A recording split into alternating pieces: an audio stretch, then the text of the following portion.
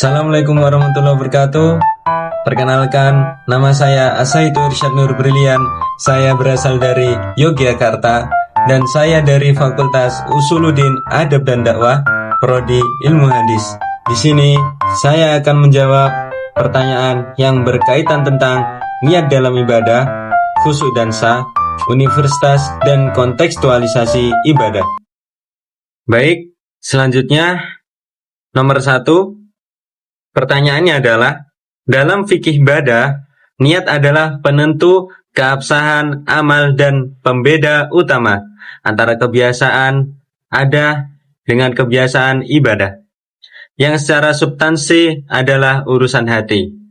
Jelaskan secara mendalam kedudukan filosofis niat sebagai jembatan antara dimensi formal legal fikih dan dimensi esensial spiritual atau juga bisa disebut tasawuf.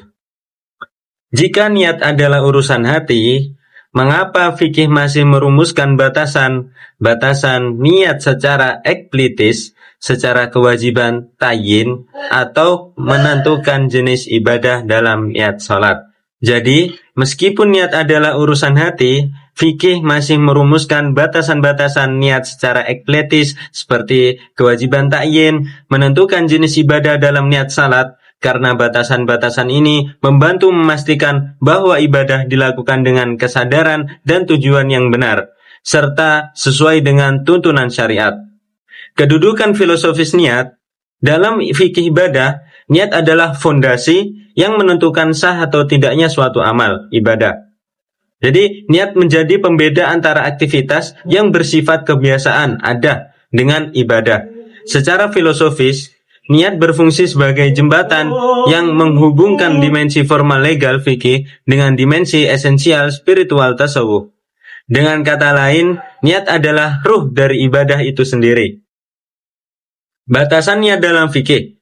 Meskipun niat adalah urusan hati, fikih tetap merumuskan batasan-batasan niat secara eksplisit seperti kewajiban ta'yin atau juga bisa disebut menentukan jenis ibadah dalam niat salat. Hal ini bertujuan untuk memberikan panduan yang jelas dan terukur bagi umat Islam dalam melaksanakan ibadah. Batasan-batasan ini membantu memastikan bahwa ibadah dilakukan dengan kesadaran dan tujuan yang benar serta sesuai dengan tuntunan syariat. Lalu pertanyaan soal terkait khusyuk dan sah. Dalam kerangka filosofi fikih ibadah, jika tujuan utama ibadah adalah pembentukan kesalehan individu dan sosial, bagaimana kita seharusnya menyikapi fenomena di mana pelaksanaan rukun-rukun wajib seperti sholat dan puasa secara sah? Hukum fikih memenuhi syarat dan rukun formal, namun kosong dari dimensi spiritual khusyuk atau ihsan. Jelaskan implikasi kritisnya terhadap konsep taklifi dan diskusikan peran fikih ibadah dalam menjabatani jurang atau legalitas dan penerimaan spiritual. Apakah fikih perlu diperluas untuk mengintegrasikan standar kualitas spiritual? Jawabannya, ya. Fikih perlu diperluas untuk mengintegrasikan standar kualitas spiritual. Karena apa? Karena fenomena ibadah sah tanpa khusyuk. Tujuan utama ibadah adalah membentuk kesalehan individu dan sosial. Namun, seringkali terjadi fenomena di mana pelaksanaan rukun-rukun wajib seperti sholat dan puasa dilakukan secara sah sesuai hukum fikih, tetapi kosong dari dimensi spiritual khusyuk atau ihsan.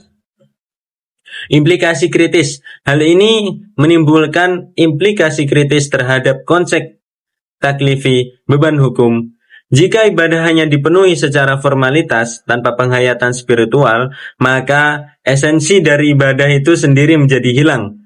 Karena apa? Akibatnya ibadah tersebut mungkin sah secara hukum, tetapi tidak memberikan dampak positif yang signifikan terhadap pembentukan karakter dan kesalehan individu. Terus, peran fikih ibadah? Peran fikih ibadah memiliki peran penting. Apa itu? Dalam menjabatani jurang antara legalitas sah dan penerimaan spiritual qabul. fikih tidak hanya mengatur aspek-aspek formal ibadah, tetapi juga harus mendorong umat Islam untuk menghayati makna dan tujuan dari setiap ibadah yang dilakukan. Perluasan fikih perlu diperluas untuk mengintegrasikan standar kualitas spiritual. Ini dapat dilakukan dengan memasukkan unsur-unsur tasawuf ke dalam pembahasan fikih ibadah, sehingga umat Islam tidak hanya memahami tata cara ibadah yang benar, tetapi juga mampu menghayati dan merasakan kehadiran Allah SWT dalam setiap ibadah yang dilakukan. Alasannya adalah agar ibadah tidak hanya dipenuhi secara formalitas tanpa penghayatan spiritual, sehingga esensi dari ibadah itu sendiri tidak hilang dan memberikan dampak positif yang signifikan terhadap pembentukan karakter dan kesolehan individu. Baik, saya akan melanjutkan pertanyaan yang berkaitan tentang universalisitas dan kontekstualisasi ibadah.